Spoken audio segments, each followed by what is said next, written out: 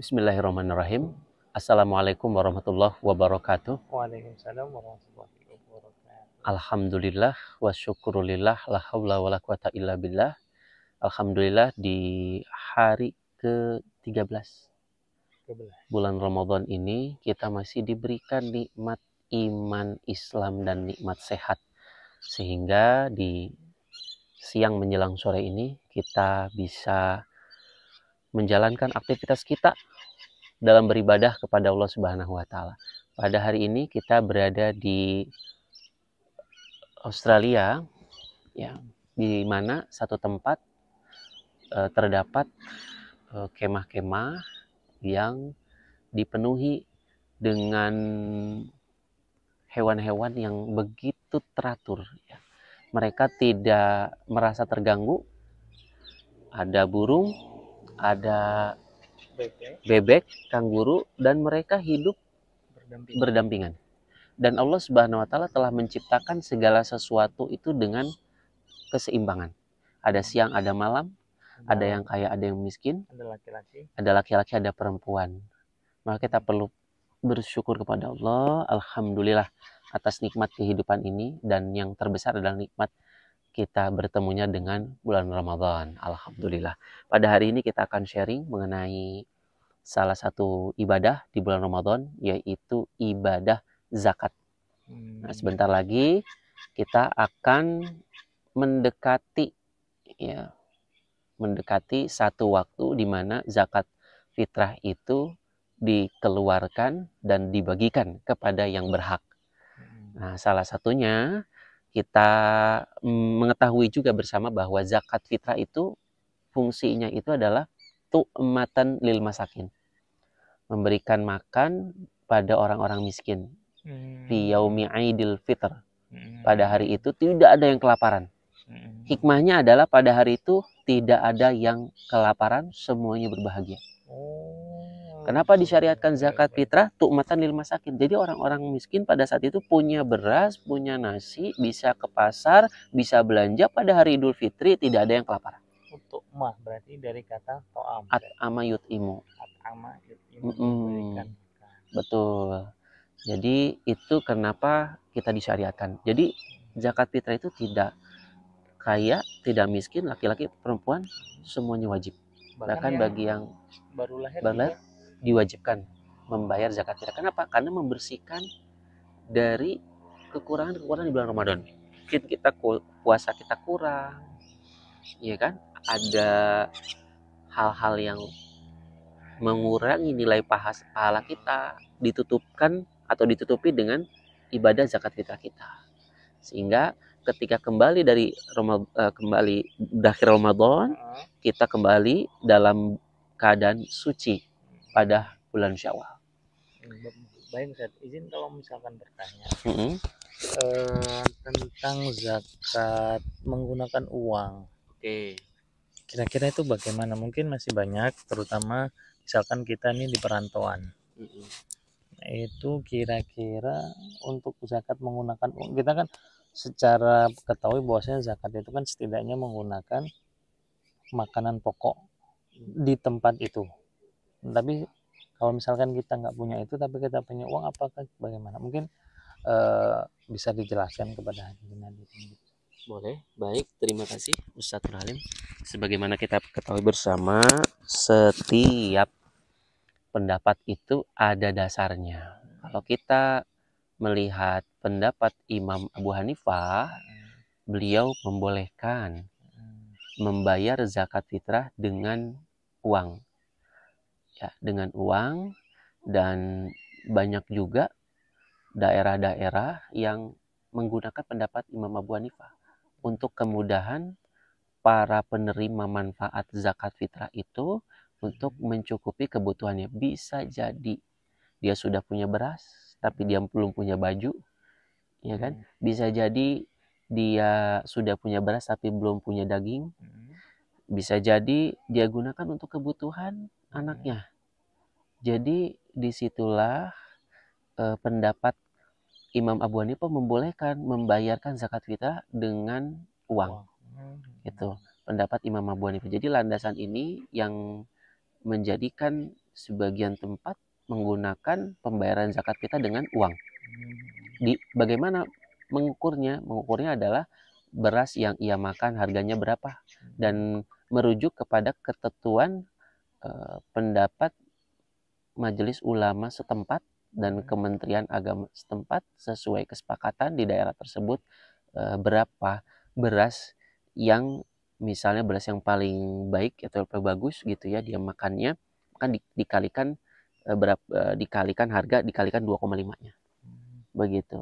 Terus ini ada yang menanyakan, zakat itu kan paling afdol dari Sydney Official 2019 ini menanyakan zakat yang paling afdol itu kan karena pernah dengar yang kita melihat di situ atau kita di sana. Jadi misalkan ketika orang di Sydney sini berzakat paling afdol kan di Sydney. Tapi bagaimana misalkan di Sydney ini kan keuangan sudah stabil, Ustaz. Maksudnya sudah tidak ada, mungkin tidak ditemukan fakir miskin, tidak ditemukan orang yang punya hutang, atau mungkin hanya menemukan mu'alaf dan lain sebagainya. Itu apakah bisa misalkan menitipkan ke dompet duafa atau lembaga-lembaga yang lain di Indonesia, jadi orang Sydney kemudian zakatnya untuk orang Indonesia? Karena contoh ini mungkin saya alami juga ketika di Singapura, seperti kurban dan lain sebagainya. Kebanyakan mereka itu orang-orang non-muslim, sedangkan penerima zakat, penerima daging dan lain sebagainya itu kan bahkan wajib orang-orang muslim. Bahasanya mungkin overload lah di Singapura ini. Bagaimana? Baik, untuk pembayaran zakat fitrah apakah di negara atau di negeri kita tinggal? Nah, jikalau di negeri tempat tinggal kita tidak ada orang-orang miskin, tidak ada orang fakir, maka kita bayarkan zakat fitrah kita di negeri yang masih banyak masyarakatnya menengah ke bawah, fakir miskin.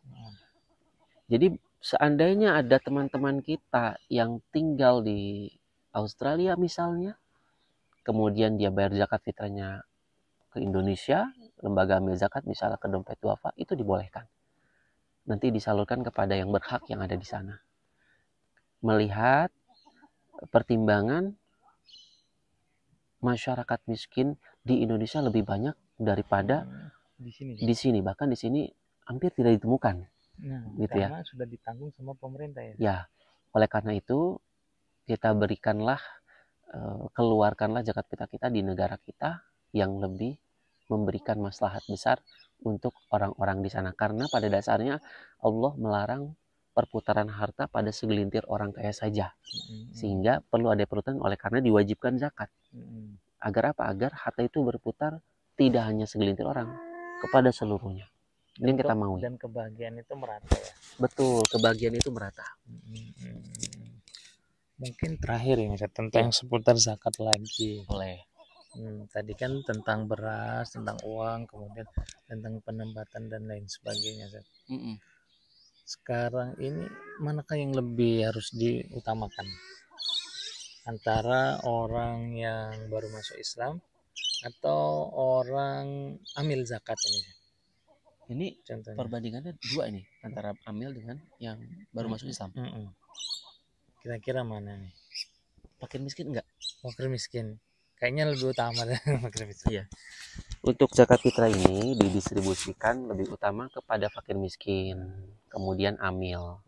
Ya, 8 golongan mendapatkan. Tapi kalau misalnya tidak ada, ya tidak ada, misalnya tidak ada, maka kita berikan kepada fakir miskin yang lebih berhak untuk mendapatkan zakat fitrah. Kenapa? Karena pada saat itu mereka dalam keadaan membutuhkan. 1/8-nya boleh diserahkan buat amil. Karena itulah kenapa kita harus bayar melalui lembaga. Karena zakat itu ibadah yang dikelola oleh amil, dihimpun dan disalurkan oleh amil. Tidak bisa kita memberikan langsung membayar zakat kita kepada orang miskin tanpa melalui amil. Beda dengan sedekah. Gitu ya. Kenapa? Karena kita tidak tahu apakah di daerah mereka ya masih ada yang belum kebagian. Ketika ada amil, maka didistribusikan secara merata. Amil bisa bentuk lembaga. Amil bisa bentuk juga masjid gitu ya, yang mengelola zakat fitrah. Makanya di surat At-Taubah itu ayat 60 itu amil itu disebutkan setelah fakir miskin. Ya, Innamas shadaqatu lil fuqara'i wal amilina. Maka iya benar, berarti setelah fakir miskin, setelah itu amil, karena peran amil ini sungguh sangat luar biasa ketika wal mu'allafati qulubuhum. wal mu'allafati. Oh iya. Mu'allaf ya. Islam itu kan. Kemudian baru selanjutnya wa fir riqab wal gharimin wa fi sabilillahi wa ibnis sabil. Ya. Jadi mungkin izin saya menutup saja dengan satu ayat dari Allah Subhanahu wa taala surat At-Taubah. A'udzu billahi minasyaitonir rajim. Bismillahirrahmanirrahim. Innamas shadaqatu lil fuqara'i wal masakini wal 'amilina 'alaiha wal mu'allafati qulubuhum wa fir riqabi wal gharimina wa fi sabilillahi wa ibnis sabil faridatan minallah wallahu alimun hakim. Shadaqallahul azim. Mudah-mudahan kajian kita di sore menjelang siang ini dapat bermanfaat buat kita bersama dan buat umat semuanya. Sudah menjelang malam ya sekarang. Sore menjelang malam karena sudah larut sore ini. Matahari sudah nampak mau hilang ya, menuju ke malam. Terima kasih atas kebersamaannya. Mudah-mudahan bermanfaat buat kita semuanya. Saya Solahuddin Alayubi dan kawan saya Muhammad Nur Halim.